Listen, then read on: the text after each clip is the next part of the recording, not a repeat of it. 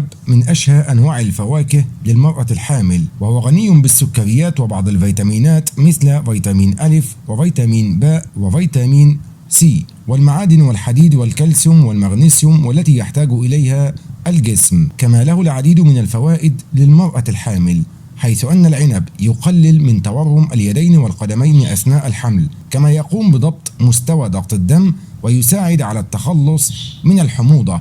إن احتواء العنب على الألياف يقلل من إصابة الحامل بالإمساك، كما يقوي مناعة الحامل ويحميها من العدوى، وهو مفيد للمرأة الحامل التي تعاني من الأنيميا. كما يقوم بنمو الجهاز العصبي ويقوي عظام الجنين ويمنع إصابة الجنين بالتشوهات. ويتميز العنب باحتوائه على نسبة عالية من الألياف، ويساهم ذلك في تقليل فرص الإصابة بالإمساك عند الحامل، مما يقوم بتحسين حركة الأمعاء.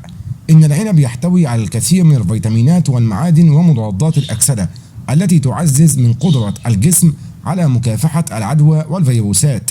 كما يتمتع بغناه بالسكريات الصحية التي يحتاج إليها الجسم للحصول عليها وتقليل الشعور بالتعب والإرهاق.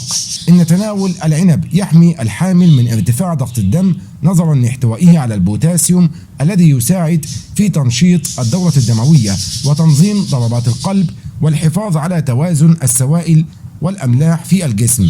ويوجد في العنب مادة تعمل على خفض مستويات الكوليسترول الضار في الدم، مما يقلل من فرص إصابة الحامل بأمراض القلب. كما يحتوي على مستويات عالية من حمض الفوليك، وهو من العناصر الغذائية التي تحتاج إليها الحامل. كما يحمي الجنين من الإصابة بالتشوهات الخلقية ويقلل من فرص التعرض للإجهاض والولادة المبكرة. إن احتواء العنب على الكالسيوم المفيد لعظام الجنين وحمض الفوليك يساعد على تكوين جهازه العصبي وبناء الخلايا وتقليل خطر إصابة الجنين بعيوب الأنبوب العصبي. كما يحتوي على الحديد الذي يحمي الحامل والجنين من الإصابة بفقر الدم والأنيميا. كما يقوي العنب من الجهاز المناعي بجسم الجنين نظرا لاحتوائه على المواد المضادة للأكسدة. من هنا كانت أهمية العنب كبيرة للحامل والجنين معا، حيث يحميهم من الإصابة بالعديد من الأمراض التي تقلل من خطر الإصابة بالعدوى. لكن يفضل تجنب استخدام العنب بكميات أعلى من الموجودة بشكل طبيعي في الطعام، ذلك لعدم توفر معلومات كافية ومؤكدة حول درجة أمان استخدامه أثناء الحمل. ومن المعروف طبيا أن العنب يحتوي على 5 أنواع أساسية من مسببات الحساسية، ما يسبب التورم والطفح الجلدي وأعراض أخرى أكثر حدة من ذلك. يعد العنب مصدر غني بالبوتاسيوم، لذلك فإن استهلاكه بكميات كبيرة من الممكن أن يؤذي الأشخاص الذين يعانون من قصور في وظائف الكلى.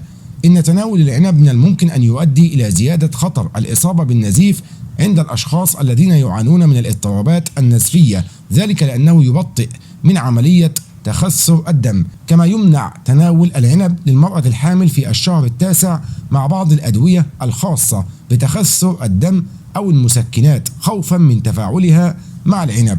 في بعض الأحيان يؤدي تناوله إلى حدوث تسمم الحمل نظرا لاحتوائه على مادة سامة تسبب خلل في هرمون الحمل. يحتوي العنب على نسبة عالية من السكر، ما يسبب إصابة الحامل بسكر الحمل عند الإفراط في تناوله. كما أن الإكثار من تناول حبات العنب أو عصيره يتسبب في حدوث جفاف عند الحامل، والسبب الإسهال الذي يحدث لكثرة تناول العنب، وربما الإمساك، والسبب قشور العنب.